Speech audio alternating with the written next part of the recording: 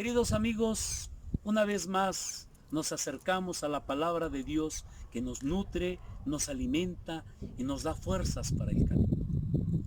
El Evangelio de Lucas hoy, en su capítulo 9, versículo 43 al 45, nos recuerda cómo todos comentaban admirados los prodigios que Jesús hacía.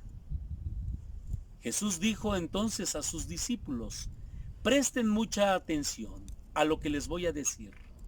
El Hijo del Hombre va a ser entregado en manos de los hombres. Pero ellos no entendieron estas palabras, pues un velo les ocultaba su sentido y se las volvía incomprensibles, y tenían miedo de preguntarle acerca de este asunto.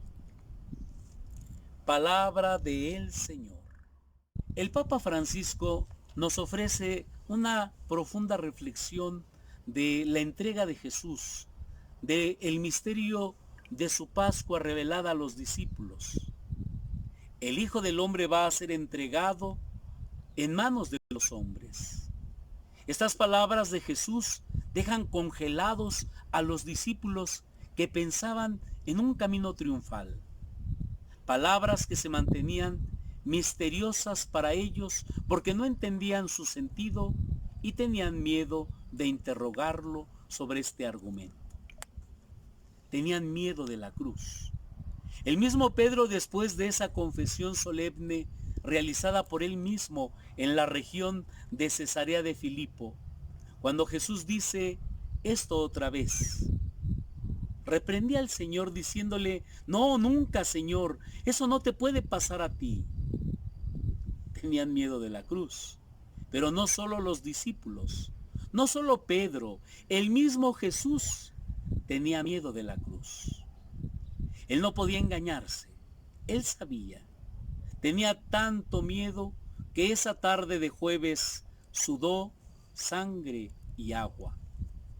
Tanto era su miedo que casi dijo lo mismo que Pedro, casi: Padre, aparta de mí este cáliz, pero que se haga tu voluntad, no la mía.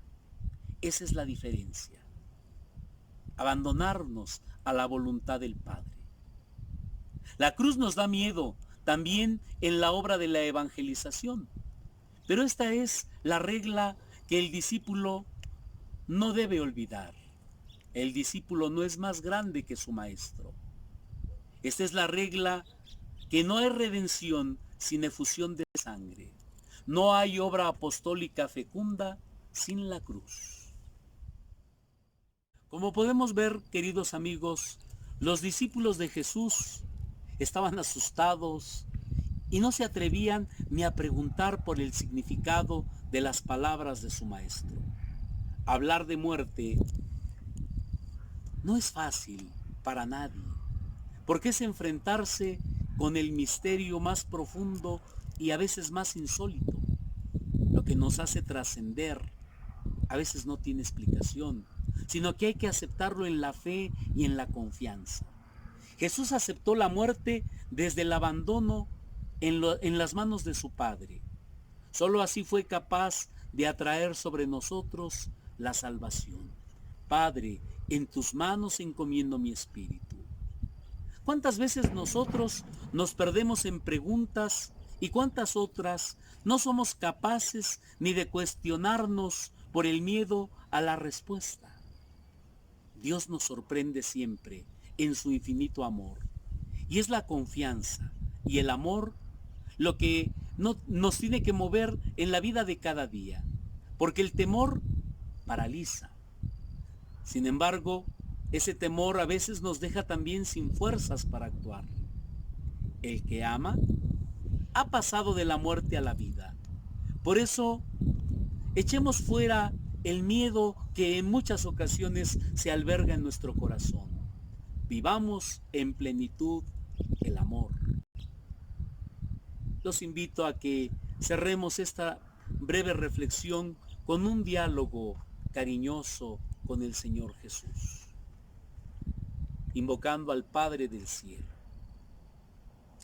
Padre, Señor del cielo y de la tierra, que no abandonas nunca la obra de tus manos, Te pedimos, alejes de nosotros todo temor, para que viviendo en plenitud tu amor, sepamos ser testigos de tu bondad y hagamos creíble la salvación que nos ofreces ante nuestros hermanos los hombres.